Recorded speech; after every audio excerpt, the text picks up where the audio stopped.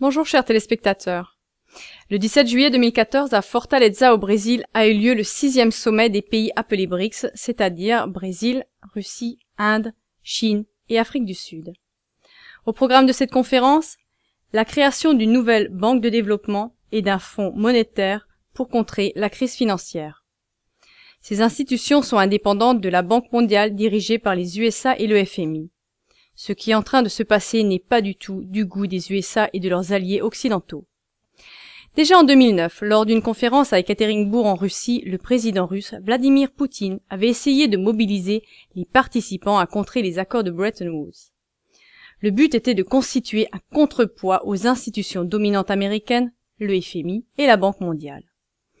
Les États BRICS se sont accordés à créer un système alternatif à celui de l'Occident qui est dominé par les USA. C'est ainsi que la Banque de développement de la BRICS se voit dotée d'un fonds initial d'une valeur équivalente à 50 milliards de dollars US pour promouvoir des projets d'infrastructure et de développement durable. Avec des milliards supplémentaires de Moscou et de Pékin, c'est une concurrence et un danger concret et grandissant pour la Banque mondiale qui dominait jusqu'à présent dans ce domaine. De plus, ces pays sont tombés d'accord pour créer un fonds monétaire propre d'une valeur équivalente à 100 milliards de dollars US venant de différentes réserves monétaires.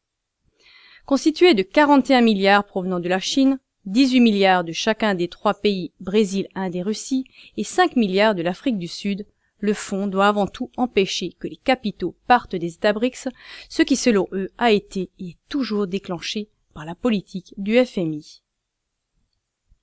Mais que signifie réellement cette décision non seulement pour les États BRICS, mais aussi pour l'Occident ? En réalité, ce coût que représente la création de ces deux institutions était nécessaire depuis longtemps sur le terrain de la géopolitique contre la dictature financière mondiale orchestrée par les USA au travers du dollar US. Selon les experts, avec la création d'une propre banque de développement et d'un propre fonds monétaire, il déclenche une nouvelle époque sur le plan géopolitique. Vladimir Poutine se montre particulièrement habile en ce qui concerne cette conférence à Fortaleza au Brésil et ses rencontres suivantes en Amérique latine. Ainsi, Poutine n'a pas seulement rencontré la présidente brésilienne Dilma Rousseff pour discuter des points stratégiques de la Banque de développement et du fonds. Il a aussi profité de ces jours pour discuter avec les représentants d'Afrique du Sud de l'utilisation de monnaie des pays respectifs lors d'échanges commerciaux. Il s'est également entretenu avec les deux chefs d'État de Cuba, Raúl et Fidel Castro, et a annulé la dette de Cuba de 36 milliards de dollars US. De plus, Poutine a rencontré le chef d'État de l'Uruguay, Pepe Mujica, pour la construction d'un port en eau profonde, le chef d'État du Venezuela, Nicolás Maduro, et le président bolivien Evo Morales. Aux yeux de Washington, ce sont presque tous des ennemis des États-Unis. Avec la Chine, qui est aussi en tournée diplomatique en Amérique latine, la Russie veut arriver à mettre en mouvement un monde multipolaire et empêcher et diminuer l'influence, la puissance et le contrôle des USA sur le reste du monde et ainsi créer une stratégie alternative au développement actuel du capitalisme piloté par les USA.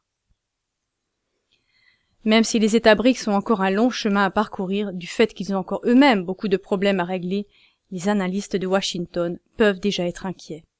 Justement, parce qu'ainsi la dominance du pétrodollar devient encore plus bancale et le financement des USA par les autres pays au moyen de la création de dollars est rendu difficile.